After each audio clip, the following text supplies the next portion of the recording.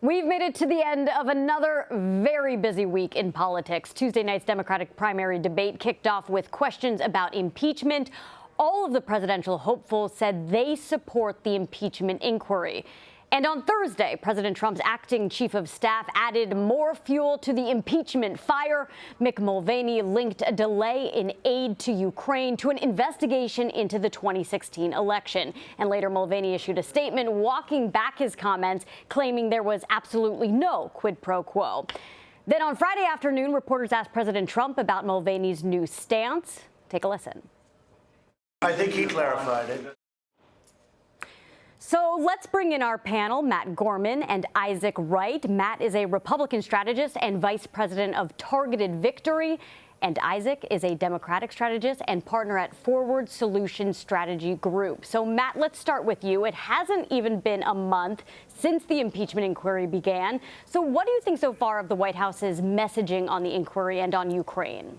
Has it not been a month? It feels like it's been a year. I think the White House needs to search for a broader strategy. I think they've been very reactive, going from story to story on this, and I think that's why you see some of the senators very tentative to comment on what's going on in the White House and the impeachment inquiry, senators on the Republican side, because they don't know what's going to come next.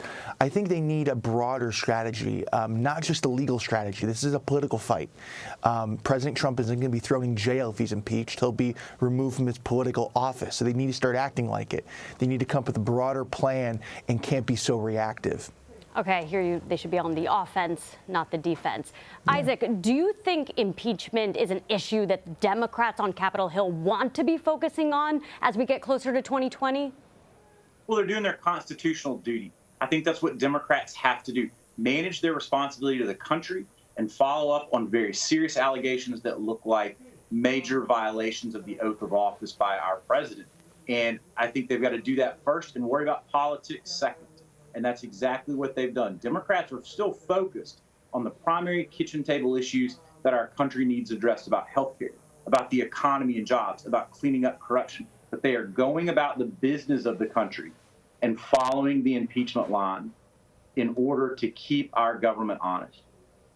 Well, we know the White House says they want to see Democrats do more legislating and less politicizing. Matt, back to you. Also this week, some Republicans slammed the president for his decision to pull U.S. troops out of northern Syria. The president repeatedly criticized Kurdish allies who fought alongside the U.S. as not angels, is what he said. So could this be more damaging for the president than the impeachment inquiry?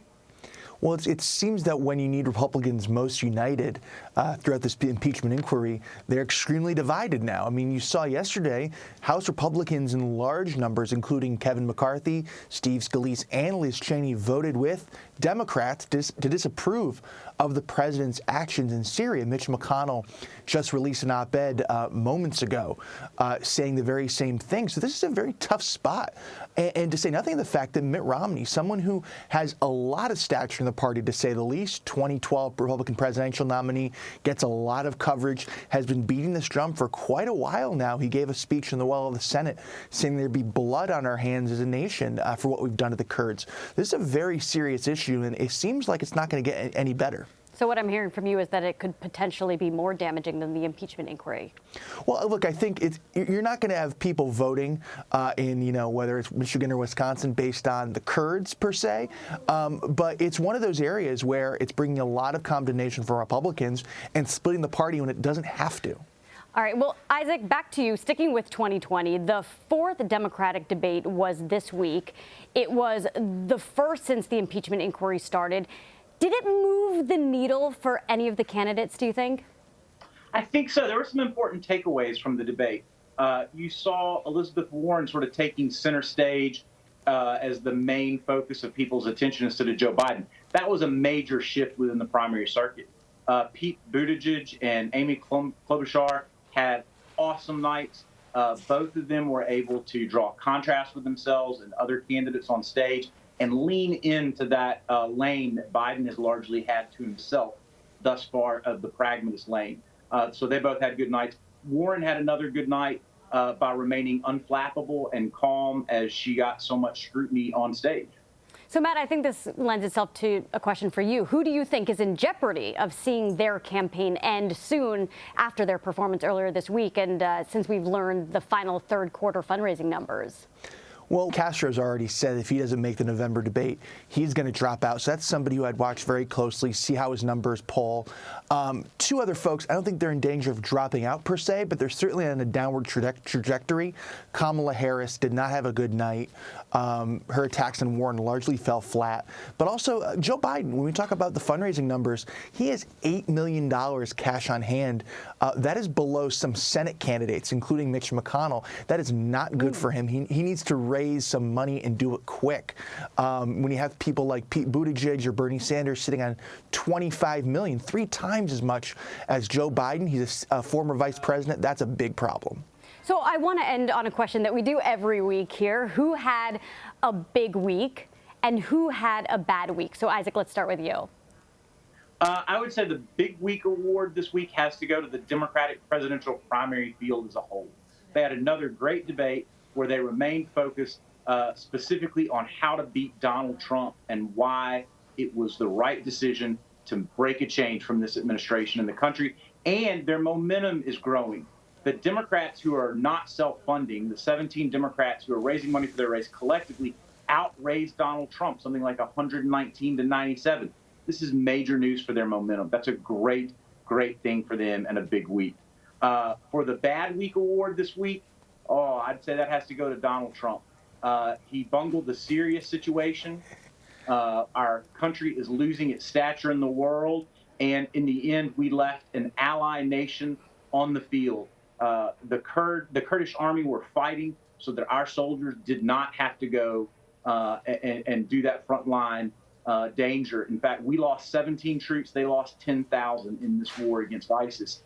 So between that, Rick Perry fleeing the administration and abandoning ship, Sondland looking to save his own reputation and testify against Trump and Giuliani, it's been a really, really rough week for the president. Well, Isaac, as a Democratic strategist, your answers are also in alignment with your job. Matt, let's go to you. Mine are going to be a little more surprising. I think the best week, quite frankly, was Nancy Pelosi. She had a very good week. The photo, that you saw bandied about on Twitter, her standing up, pointing a finger in the president's face. Look, both sides are going to spin that however they want. But Pelosi's really owned it. But a little bit broader than that, as Isaac mentioned, Gordon Sondland's testimony yesterday seemed to be largely beneficial to her case in the House towards impeachment, saying that a quid pro quo would be, quote, improper if that was the case. Following up on that, Mick Mulvaney obviously went to the briefing room yesterday, didn't help things by what he said. But then lastly, Francis Rooney, who's a member of Congress from Florida, seemed to crack open the door. He might be amenable to going into the impeachment inquiry a little bit. He's the first Republican to really go that far. So that was a little bit of a break for her as well. I think she had the best week. Negative week, I think it was Kamala Harris. I mentioned it a little bit before. A recent Emerson poll put her at 2% in Iowa. That's dreadful. And she had an attack on Elizabeth Warren that fell very flat in the debate. She seems obsessed with trying to suspend President Trump's Twitter account, and Elizabeth Warren really kind of shooed her aside. It was not a good moment for her. She keeps doubling down. And look, it wasn't that long ago after the second debate on a cable network, she said, I'm a top-tier candidate. Well, it doesn't seem like it anymore. She's having a really rough go of it. And, for somebody who said she's going to live in Iowa, 2% is not that good. Really interesting analysis on a really interesting week. Matt Gorman and Isaac Wright, thank you so much. Thanks so much. Thank you.